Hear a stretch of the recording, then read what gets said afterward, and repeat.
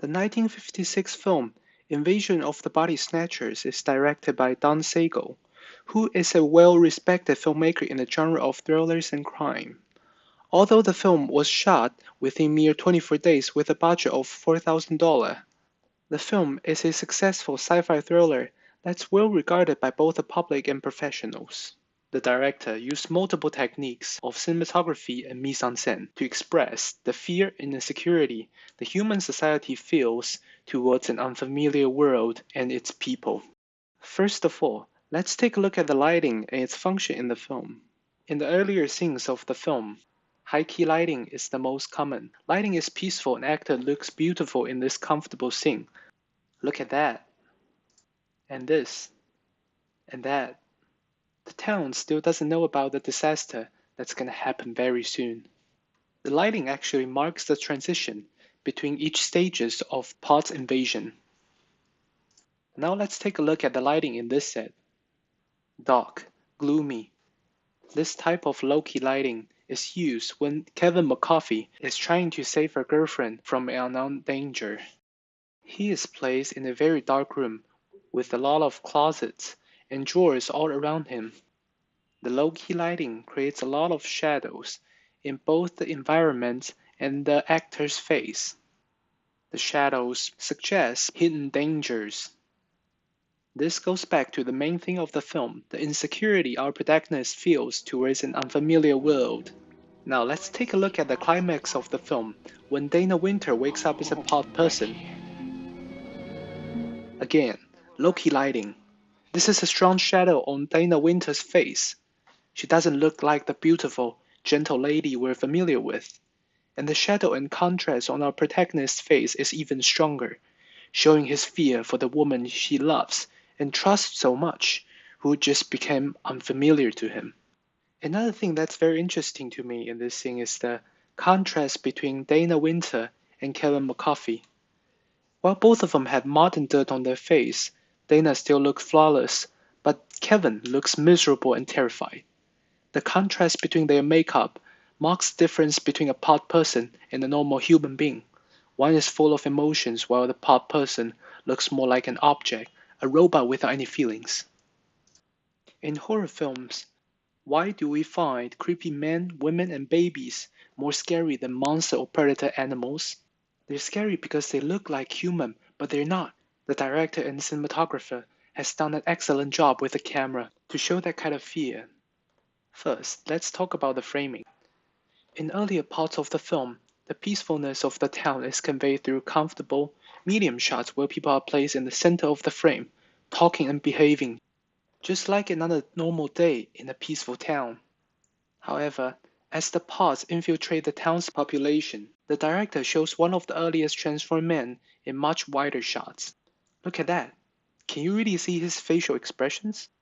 Although he's doing a very ordinary things, mowing the lawn, but because we cannot see his face, there's a sense of distance and strangeness to this person. In this extreme wide shot in the third act, you can only see pod people's silhouette in the distance.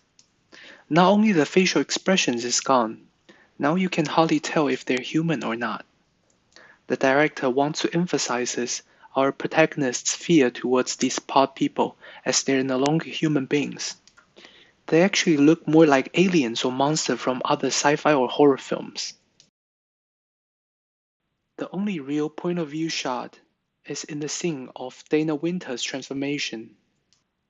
The director uses POV shot to show the protagonist's fear when his loved one turns into something different right in front of his face. This is extremely realistic. I believe this is the scariest scene in the entire film.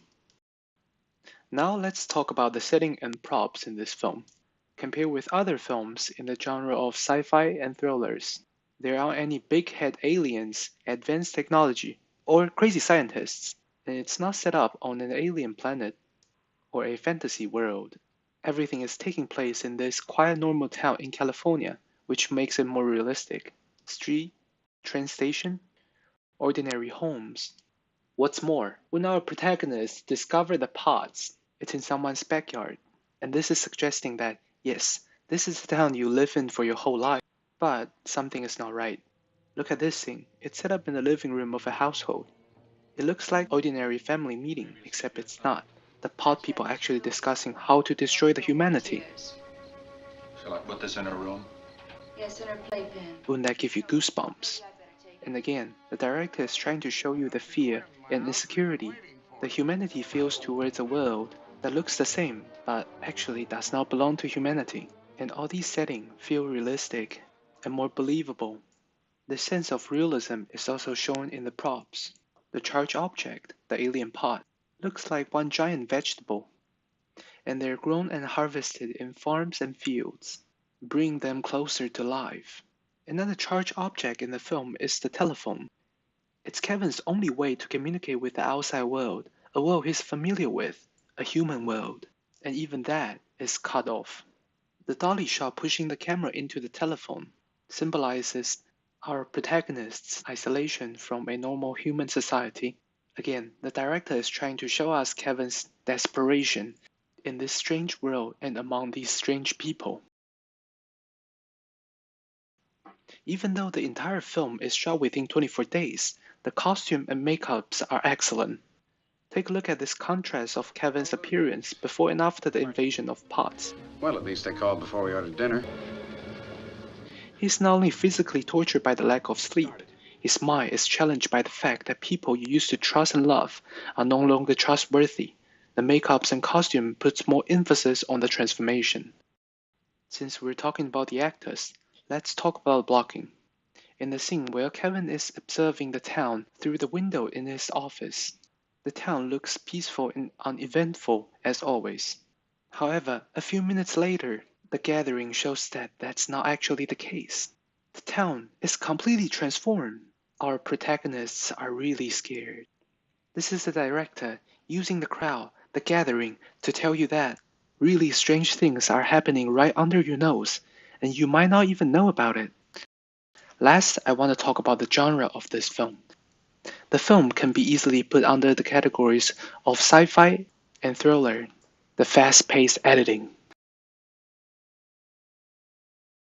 the dramatic low-key lighting, the intense film score,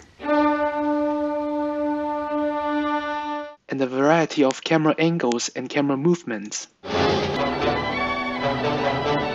And all these thriller elements contribute to a theme that's simple but significant, easy to digest but not without depth. That is, the humanity's fear for a world that looks familiar but full of uncertainty and danger. The fear for people you trust and love are becoming literally familiar strangers.